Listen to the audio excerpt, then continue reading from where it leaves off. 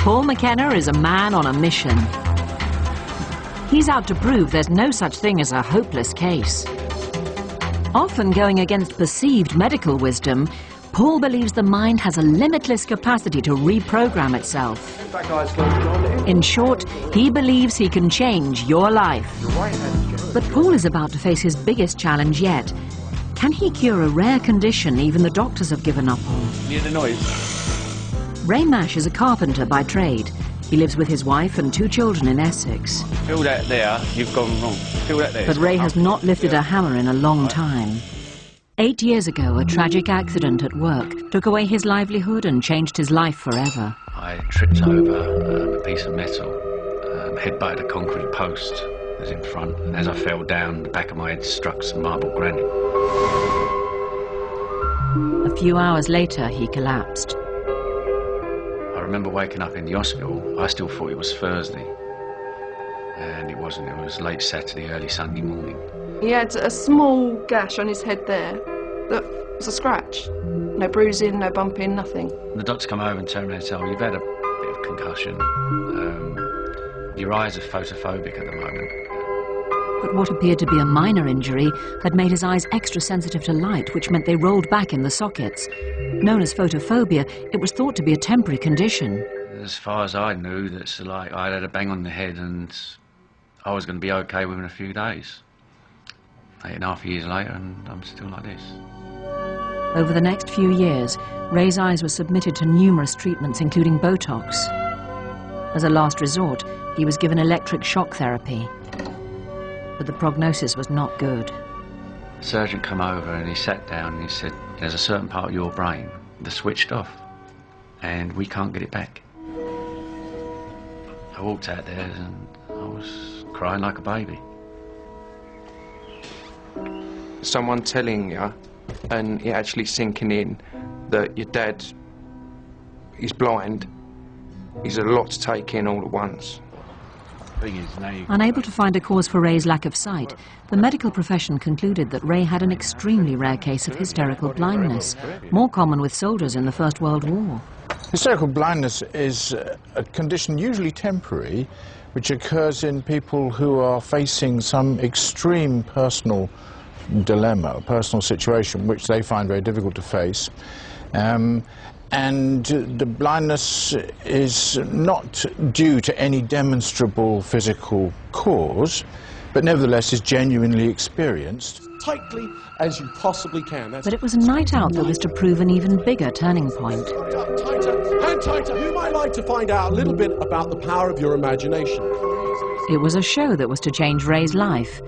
Inspired by what Paul was able to achieve on stage, Ray contacted him at the stage door. And sleep. A note came round asking me if there was anything that could be done for his condition. And I remember the moment I met him, shook hands with him, I got filled with a warm feeling. I thought, what a lovely man he is. He's such a really nice man. And I also got the feeling I could help him too. If I could see my family again, if he got my eyesight back for an hour and I could see my family again, it would be worth it. I want Ray to be Ray again. I want that little bit that his eyesight took away, because that was his personality. If Dad's eyesight comes back, Paul McKenna deserves a medal. For Ray's first few treatments, Paul deals with the trauma of the last 8 years. Each treatment is done in a dimly lit room to protect his light-sensitive eyes. What I'd like you to do now is to tense the fist and tense your eyes at the same time, so the two are tensing up. So tense eyes, tense fist. Practice tensing fist. By tensing and relaxing Ray's hand and eyes together, Paul is trying to reduce the spasms in the muscles around the eyes. There's less flickering of the eyelids, and your eyes are able to look down. What can you make out, Ray? You're leaning on the chair with 2 arms. Tell me relaxing. By relaxing the eye muscles, Paul hopes that Ray will be able to roll his eyes down and therefore look outwards. After an hour in the darkness, Paul begins to make a breakthrough. Open your eyelids again. And look this way. Okay. Yeah. What can you see? You see the roundness of your face? You can see the shape of my face. Yes. Okay, all right. But there is good. one person that Ray hasn't seen for 8 years. Now, I want you to tell me what you can see. Got a white jumper on. What else can you see? Garen's face. She's smiling again.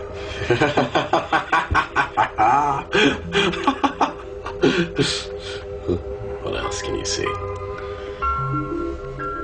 She's holding her hand up. She's holding her hand up. Okay. Right, just walk in a little circle here. A 2-hour session with Paul has achieved what the medical profession could not in 8 years, bring Ray out of the darkness. It's very, very bright. It'd be interesting if you turn around, look in the mirror and see yourself. Yeah, what a great idea! What can you see?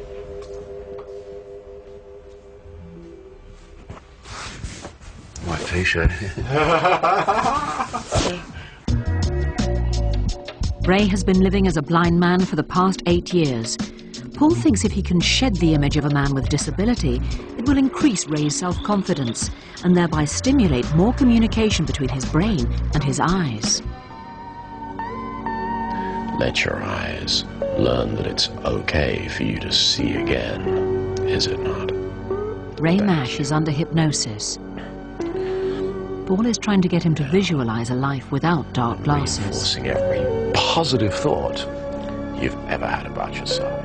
He wants him to shed the persona of a blind man. There we go, back you come. You're seeing more, right? You're holding your hands in the middle, and it might be the... you've got your watch. That's right. On this. That's right. This. Let's go and have a walk around the house, shall we? Paul now encourages Ray to walk without his glasses and without assistance. Just walk with me for a minute. There we go, that's good. This small step marks a huge shift in Ray's Get self-confidence. used to walking around without the glasses on. Yeah. We need to get rid of all the old associations that were there, yeah? We want you to get rid of the crutch of those glasses, of the identity and everything that those glasses meant. Yeah. That was blind Ray. Yeah. And that's not you anymore. But you'd be okay to walk down the street without the glasses? Yep. You'd be okay to travel home without the glasses? Yeah. You'd be okay to walk around the house without the glasses? Yeah. Great. That's it, that's all you need to do. This is the first time in 8 years that he's been outside without his glasses on. It's one of the biggest steps I think I've done since I've been like this. The glasses are part of the identity of being a blind man, and as he gets rid of those, he'll start to identify with being able to see again. At this rate, he's going to see more and more and more. We're going to see a tremendous progression. I'm really uplifted by it, and I get a great feeling. I'm ready for a bus. Ray is at last beginning to shake off the label of disability, so much so that he's able to run the London Marathon with the help of a guide, but more crucially, without his glasses. It is a remarkable turnaround, but how much has his eyesight actually improved? A visit to London's Moorfield Eye Hospital confirms that Paul's work has indeed made a difference to Ray's sight. That's with. Makes it bigger. I'm going to shake my hand. I want you to tell me when you first see my hand shaking. No. It's like a square thing. Good. Standing in front of you now. Yeah, it's a little square. Yeah. You've got two of them. Shapes, outlines and perspective are beginning to come back into focus. It would appear, certainly in his mind, that there's been a huge leap forward in the amount of vision that he now has. For Ray, given that he's at the stage where he only had light perception, to now being able to make out objects, and in fact, to some extent being able to reach out and pick up objects with a reasonable degree of accuracy, implies that he has made some progress. Express yourself. His confidence higher than ever, he walks in unfamiliar surroundings, unguided and without his glasses for the first time in 8 years. It seems right. Everything seems right now, as if everything's coming in, and it's like it's having that little bit of freedom again. There's a lot more to come. I really know it. I really, really do. Ray's extraordinary progress has excited and intrigued the medical profession. When I first met Paul, there was maybe an image of like something going through the light. If you squeeze your eyes really tight and somebody walks past you in a bright room, you can see that image. That's what you used to be like. Now, I can actually see a person in front, I can see their face, the clothes they're wearing. Every now and then there'd be an image of a colour. In a sense, it's much more fascinating that Paul McKenna has been able to help. It's kind of understandable that Paul can achieve wonderful results with someone whose problems are primarily psychological. But in this case, the problems are primarily physical, and yet he's still being helpful.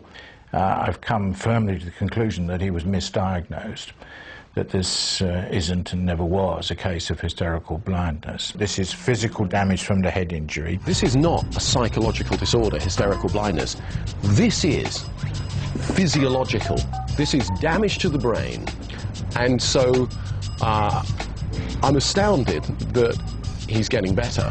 From darkness like this to actually seeing the shape of somebody holding their hand out and shaking their hand. You know, I've come a long way, and to see what I can see now, I'm really happy. I don't think I would have taken this case on had I known that it was a physiological problem, because I would have thought that was out of the realm of what I could treat. But it just goes to show, when you don't know something's impossible, look what you can do. Your life will become filled with joy. Paul was the only one that has sat there and said he can get something back. He's never said what. He's never said 100% eyesight. He's never said 20/20 vision. He said something. And that something's already happening. I can't tell you how wonderful it feels to see the improvement in Ray. I just don't know what isn't possible anymore, but I'm in the hope business, and a case like Ray's gives us all hope and inspiration. I'm not looking for miracles, but I would have said in the last 6 months there's a few miracles happened. So I'm on a roller coaster at the moment, and I've got a very bright future. Paul McKenna is a man on a mission. He's out to prove there's no such thing as a hopeless case.